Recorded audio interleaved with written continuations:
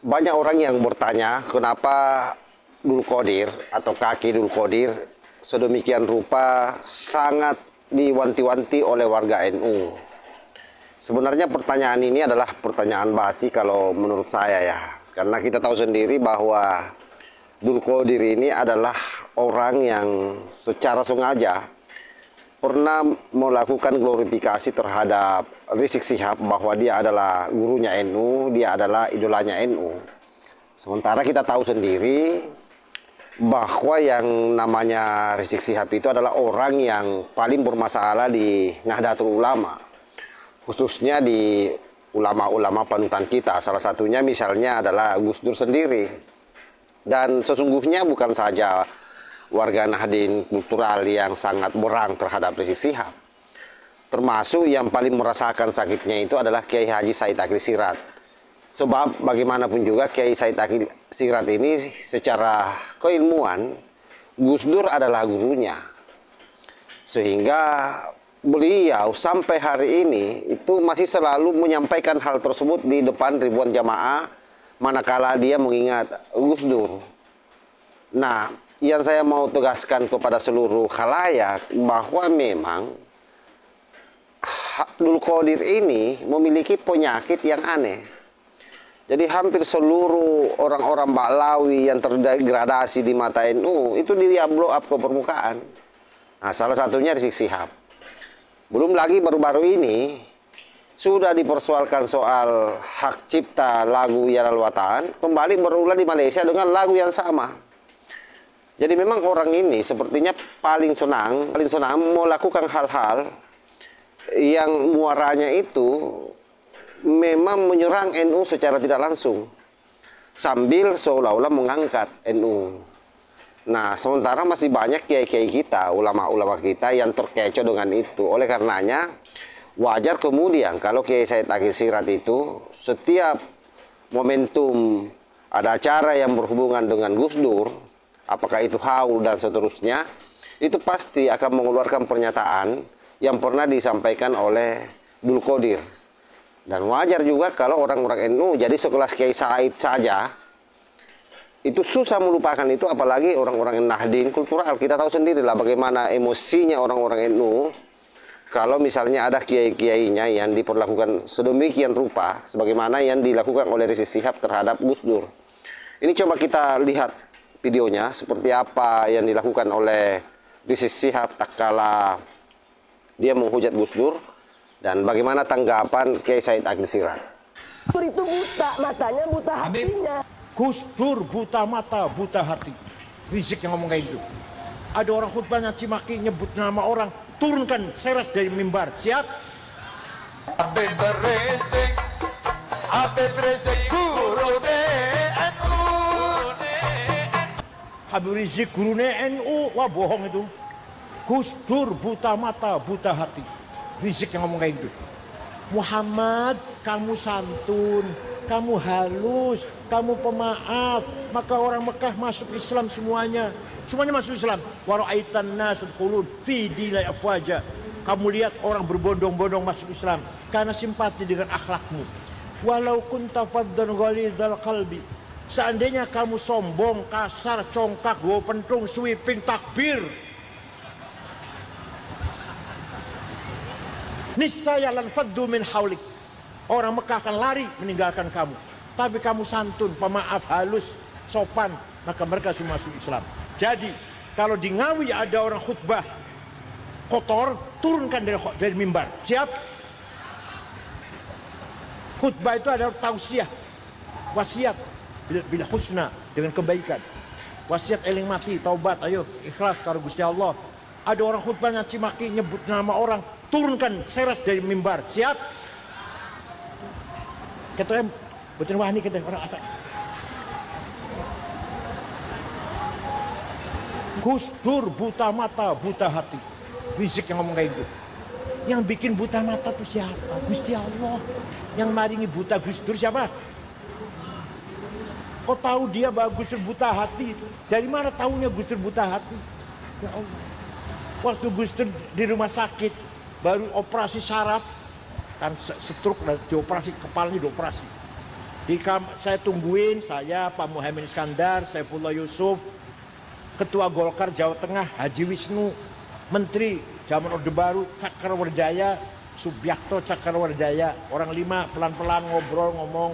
Tiba-tiba Gus Dur ngendikan, mengko aku bakal jadi presiden. Masih Pak Harto ini. Kita semua kaget. Ini Gus Dur konslet Gus Dur. Sudah nggak waras. Itu Gus Dur tuh. Mana buta hatinya, mana buta hatinya. Memang matanya buta, tapi hatinya mana tuh. Suatu hari jogging itu olahraga, jalan-jalan pagi. Mampir ke rumah saya jam 8, minta air putih, minta roti tawar. Duduk, saya buka AC. Tidur ngorok di kursi itu. Ada 20 menit, ada saksinya, santri saya. Bangun dari tidur, Kang Said mengkonek wis umur 56 sampean jadi ketua umum PBNU. Benar, ketika saya di Makassar tahun 2010 usia saya 56. Itu buta hati tuh, orang buta hati kayak gitu. Pernah seminar judulnya di Pustaka Nasional. Judulnya Mengenang Jenderal Simatupang. JB Simatupang. Narasumbernya 4 orang, 2 Muslim, Gus Dur dan Jenderal Rudini, 2 Katolik, Romo Muji Sutrisno dan Yakub Utomo yang punya Kompas. Gus Dur datangnya terlambat, duduk di bawah. Orang 3 sudah mulai bicara. Tidur, ngorok, kemeringet. Pas giliran Gus Dur, saya bangunkan. Gus panjenengan Gus. Naik ke atas saya tuntun. Omongannya orang 3 tadi, Pak Rudini, Romo Muji, Yakub Utomo, dikomentari semua. Gimana sih Gus Dur ini? Banyak orang heran, tadi tidur padahal nggak dengar tadi, nggak mendengarkan, tidur ngorok, kemeringat. Tapi bisa, tadi kata Pak Rudini, tadi kata Romo Muji, Masya Allah, tidur kok bisa kerungu. Jenengan konten batin jenengan. Sayyidina Umar, jadi khalifah, dapat surat dari gubernur Mesir. Ya Amirul Mukminin, Sungai Nil sedang surut. Satu-satunya sungai di benua Afrika, Sungai Nil, nggak ada lagi sungai. Orang kau nakan sungai akeh. Sungai Nil sedang surut. Dulu sebelum agama Islam, kalau Nil lagi surut, pertanda minta tumbal. Minta tumbal, gadis cantik dikasih perhiasan lengkap, gelang kalung, dilempar ke sungai, ditelan air, nanti airnya datang. Gimana sekarang sudah Islam, Sayyidina Umar? Sayyidina Umar ambil kertas, ambil pulpen. Bismillahirrahmanirrahim. Kepada saudara Sungai Nil. Ada di sejarah ada ini. Kalau kamu mengalirkan air karena Allah, mengalirlah sayat kami membutuhkan airmu. Tapi kalau kamu mengalirkan air karena ingin tumbal perempuan cantik, gak usah ngalir. Kami gak butuh air kamu. Ini dilempar sana ya, bawa ke Mesir ya. Bawa ke Mesir, dilempar. Datang airnya sampai sekarang gak pernah surut. Itu orang yang hatinya Saya kira bersih. jelas ya, apa yang disampaikan oleh Buya Said Akil Siraj itu memberikan isyarat secara tegas betapa jauhnya keilmuan antara Rizik Syihab dengan yang namanya Gus Dur.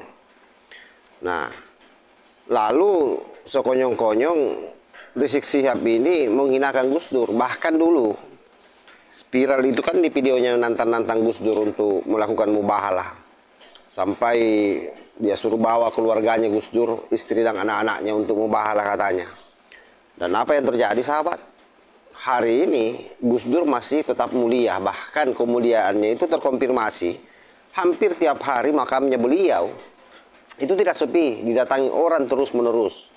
Bahkan di acara haulnya itu ribuan jamaah terus saja berdatangan dan para tokoh untuk datang bicara terkait soal bagaimana biografi Gus Dur dan sejarah-sejarah di masa lalunya. Nah, sementara di sisi apa yang terjadi?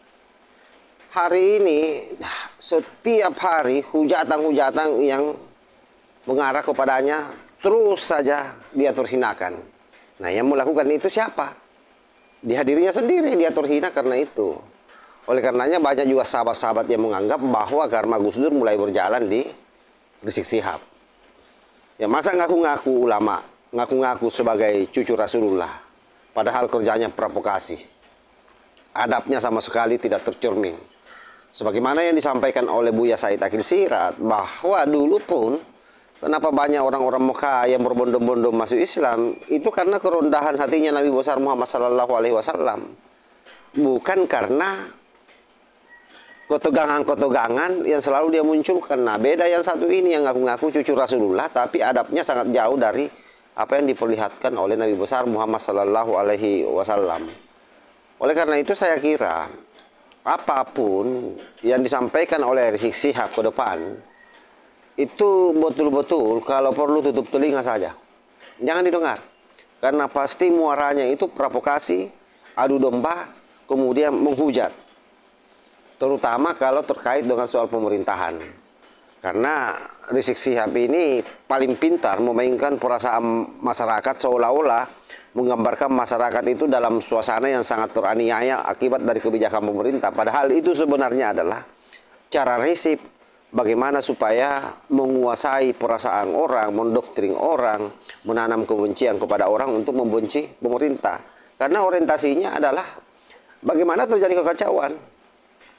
Lalu agenda besarnya kita sudah tahu bersama, NKRI Bersyariah, jelas itu mau memberangus dasar negara kita yakni Pancasila. Saya kira demikian sahabat, mudah-mudahan video pendek ini mampu memberikan pencerdasan buat kita semua, terutama para kibing-kibing akut. Saya selalu menghimbau demikian ya. Kenapa? Karena berharap mereka yang belum terlalu kotor hatinya, yang bersih jiwanya, itu bisa kembali ke pangkuan Ibu Pertiwi. Wallahul muwaffiq ila aqwamit thariq. Wassalamualaikum warahmatullahi wabarakatuh.